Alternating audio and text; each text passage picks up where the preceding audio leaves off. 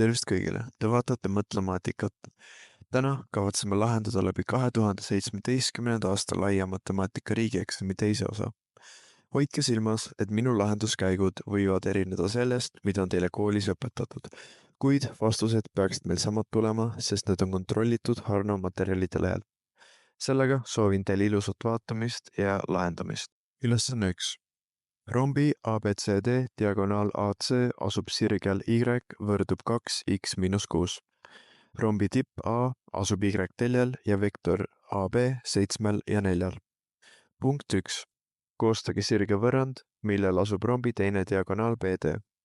Me teame, et diagonaali AC sirge võrrand on Y võrdub 2x miinus 6. Rombi tipp A asub Y teljel, seega x on tal 0. Ning teame ka AB vektorit. Rombi diagonaalid on alati risti, seega vektorid AC ja BD on risti. Kasutame AC diagonaali sirge võrrandit, et leida punkti A Y. Paneme 0 võrrandisse ning saame selleks -6. Seega punkt A koordinaadid on 0 ja -6.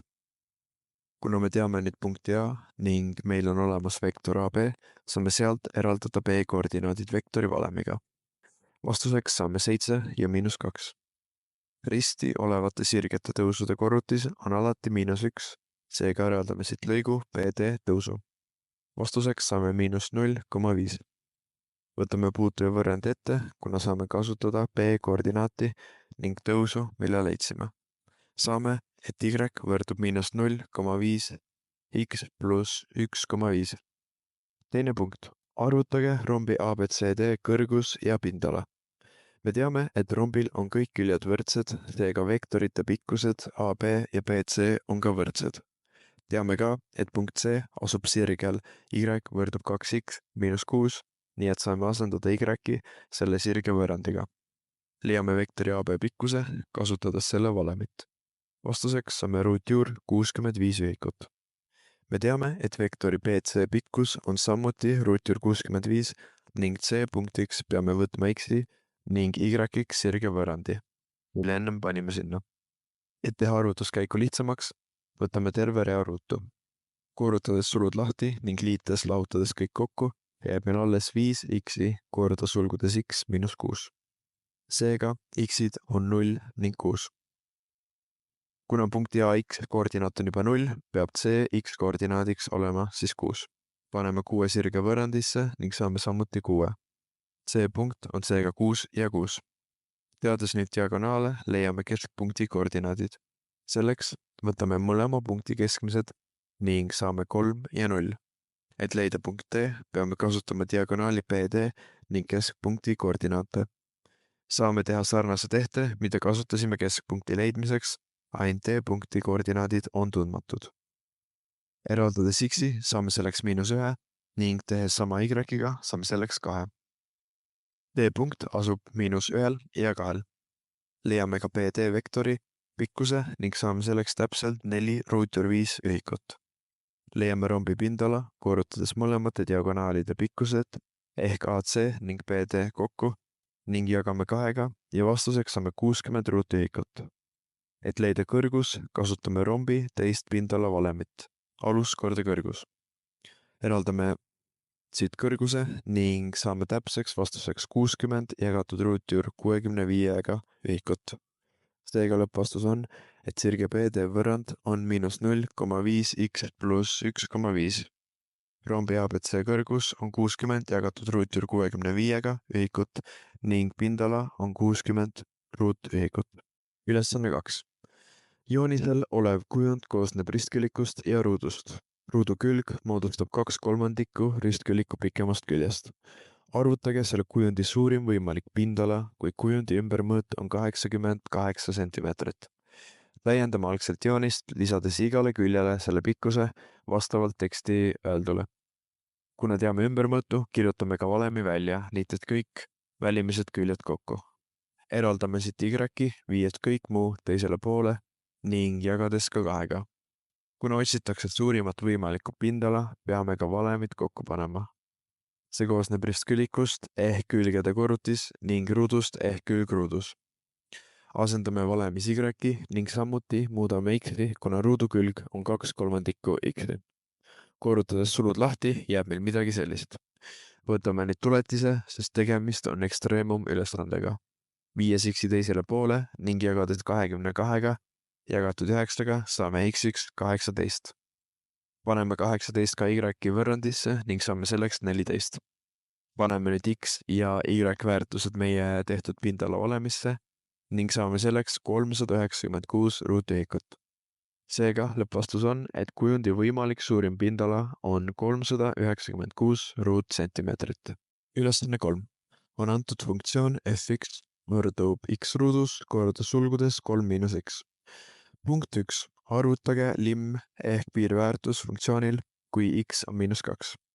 See tähendab lihtsalt, et me peame panema -2 funktsiooni xx. Vastuseks saame 20. Teine punkt. Leidke funktsiooni fx kasvamisvahemik.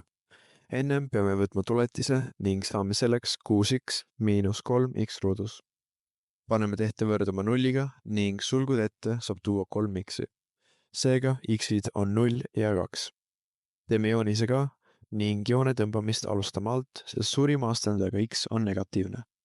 Kasvamisvahemik on x teljest ülevalpool ehk 0-st 2-ni. Kolmas punkt. Koostage funktsiooni fx graafikule tõmmatud puutujate võrrandid, kui mõlema puute tõus on -9. Me teame, et tõus saadakse võttes x0 ning pannes tuletise funktsiooni. Seega peab tuletise funktsioon võrduma tõusu ehk -9-ga. Viime kõik vasakule poole ning jagame ka tervet rida -3-ga. X kohtadeks saame 3 ja -1. Paneme 3 algfunktsiooni ning saame 0. Teeme sama -1-ga ning selleks saame 4. Seega tuleb teha 2 puutevõrrandit, paneme esimesed väärtused võrrandisse ning eraldades Y saame selleks -9x pluss 27.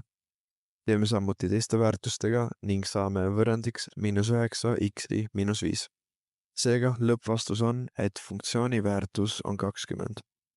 Kasvamisvahemik on 0-st 2-ni ning puutevõrrandid on Y võrdumas -9x -5 ja Y võrdumas -9x pluss 27. Ülesanne 4. Kasvava aritmeetilise jada 3. ja 7. liikme summa on 350 ning 5. ja 4. liikme vahe on 35. Punkt 1. Arvutage selle jada 9 liige ja esimese 9 liikme summa. Teame, et A3 pluss A7 võrdub 350-ga. Kirjutame need lahti A1 pluss D-ga ning saame, et 2A1 pluss 8D võrdub 350-ga. Jagame reaga 2-ga, et oleks lihtsam pärast. Tekst ütleb ka, et A5 miinus A4 võrdub 35-ga. Kirjutame siin samuti AN valemina lahti ning saame, et D võrdub 35-ga. Eraldame esimesest võrrandist A1 ning paneme D sisse ja saame, et A1 on 35.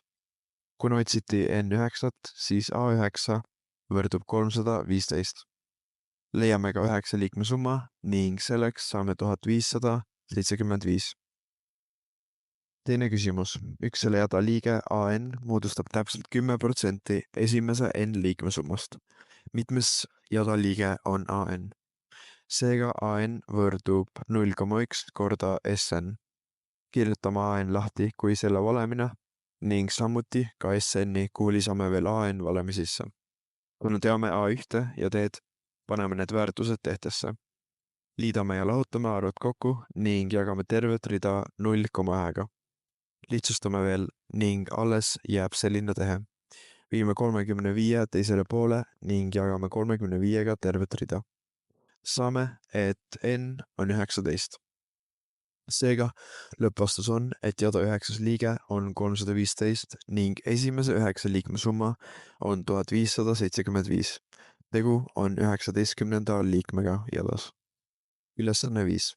Koonust on lõigatud koonuse tippu läbiva tasandiga, mis moodustab koonuse põhjaga nurga 45 kraadi ja eraldab põhja ringjoonest 60-kraadilise kaare. Koonuse põhja pindala on 48 pi ruutsentimeetrit.